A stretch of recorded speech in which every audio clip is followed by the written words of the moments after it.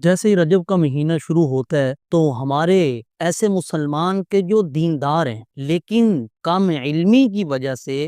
اور سیدھا علم نہ جاننے کی وجہ سے وہ بیچارے ایک بہت بڑی بدعت کے اندر مشغول ہو جاتے ہیں اور ان کو پتہ بھی نہیں ہوتا۔ وہ اپنے آپ کو سمجھ رہے ہوتے ہیں کہ ہم نیکی کر رہے ہیں، لیکن وہ نیکی کی بجائے اللہ کے اور حضور صلی اللہ علیہ وسلم کے حکموں کے خلاف چل رہے ہو۔ تو وہ رسم یہ ہے،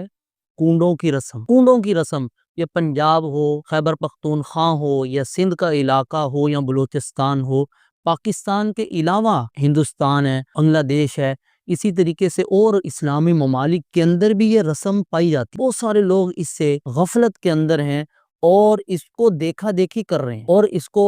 نام کیا دیتے ہیں کہ یہ جی امام جعفر صادق نور اللہ مرقدہ کے نام کے کنڈے ہیں۔ دیکھیں، امام جعفر صادق 22 رجب کو یہ کنڈوں کی رسم کی جاتی ہے۔ 22 رجب کو امام جعفر صادق نور اللہ مرقدہ ان کی نہ پیدائش ہوئی ہے نہ ان کی وفات ہے، نہ ان کی پیدائش ہے، ان کی پیدائش رمضان کے اندر ہے اور ان کی وفات شوال کے اندر ہے۔ یہ تو حضرت امیر معاویہ رضی اللہ تعالی عنہ کی وفات کا دن ہے،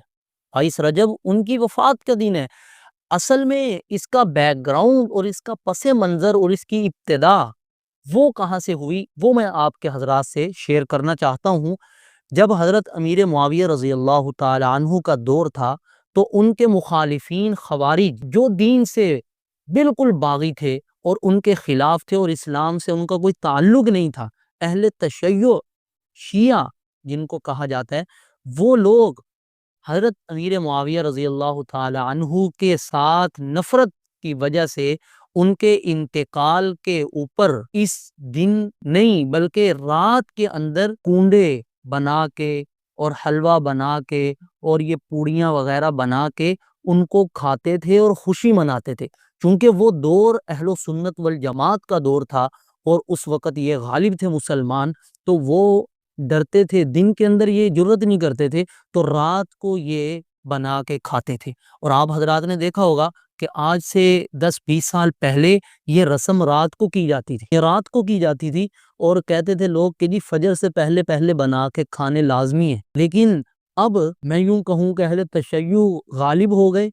مسلمان مغلوب ہو گئے، یا یوں کہہ لیں کہ ایمان ہمارے کمزور ہو گئے، تو اب وہ رسم دن کے اندر وہ بھی مناتے ہیں اور ہمارے مسلمان لا علمی کی وجہ سے دن میں مناتے ہیں، اور یہ بیچارے دین سے دور اور صحیح علم نہ ملنے کی وجہ سے دیکھا دیکھی چل رہے ہیں۔ تو میرے بھائیو اور عزیزو، ہم نے دین کو سمجھنا ہے، ہم نے دین کو سمجھ کے کام کرنا ہے، ہر عمل دیکھنا ہے کہ حضور صلی اللہ علیہ وسلم نے ہماری اس کی طرف رہنمائی کی ہے، اس کا مقصد کیا ہے، اس کو کیوں ہم کر رہے ہیں، اس بات کو غور سے سوچیں گے تو ہم کبھی گمراہ نہیں ہوں گے۔